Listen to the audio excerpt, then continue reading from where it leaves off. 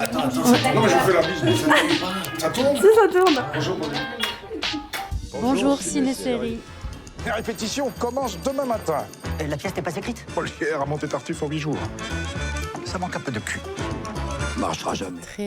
Très excitant de se dire qu'on allait pouvoir toucher un peu à Rostand, à Edmond Rostand, à Cyrano. C'est rare d'avoir des comédies aussi bien écrites, parce que moi, en tant que spectateur, j'adore les comédies, mais en tant qu'acteur, j'ai parfois moins de plaisir à rentrer dans les comédies parce qu'elles ne sont pas souvent très très bien écrites. Et celle-ci, je trouvais, du début à la fin, elle était réellement très très bien écrite. Bonjour, j'aimerais bien jouer ce rôle, est-ce que je peux? Ça m'a coûté très cher.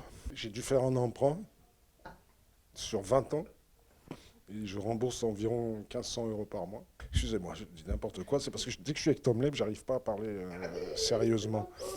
Alexis m'a envoyé le scénario et j'étais très surpris parce qu'on n'a pas l'habitude de m'envoyer des scénarios type comédie, moi. Donc je m'attendais à un film social bien noir et bien sombre. Et puis quand j'ai vu, parce que Edmond, ça veut un peu tout dire, je ne connaissais pas la pièce, donc je me suis dit, mon Dieu, encore un personnage glauque et lubrique et pervers. Et puis non, je suis tombé sur une comédie légère, amusante, distrayante et fabuleusement bien écrite. Puis j'ai vu la pièce et ça m'a embarqué dans le projet, voilà. Je l'ai lu quand j'étais au conservatoire parce que comme je n'étais pas un jeune premier, je me disais tiens, est-ce qu'il n'existe pas dans le répertoire un rôle quelque part où je pourrais être un amoureux fabuleux avec plein de panache. Et ici, il y avait Cyrano de Bergerac. Donc voilà, je l'ai lu à ce moment-là. Je me dis tiens, il y a quand même des pièces pour ceux qui sont pas beaux. Ça va être bien. Je l'ai lu jeune, je sais plus à quel âge j'ai lu, mais très certainement jeune. Mais moi, c'est surtout le film de Rapneau. C'est mon premier souvenir de Cyrano. Moi, j'ai la chance d'avoir un père comédien qui est passionné par la pièce de Cyrano et par le personnage de Cyrano. Donc depuis mon plus jeune âge, depuis l'âge de raison, j'entends parler de ce personnage, j'entends parler de cette pièce, donc je m'y suis intéressé.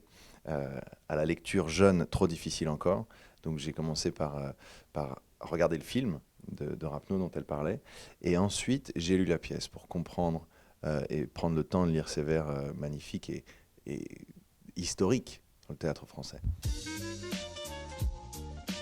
Je pense qu'il faut se laisser, quand on est comédien, il faut se laisser être inspiré par les autres.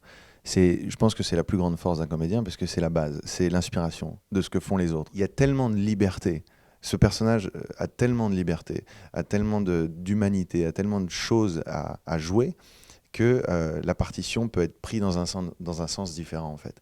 Et c'était tout le travail. Après, c'est vrai que si vous parlez de Christian, parce qu'il y a Léo et il y a Christian, d'autres acteurs l'ont joué dans les films Rapneau puis dans les pièces de théâtre.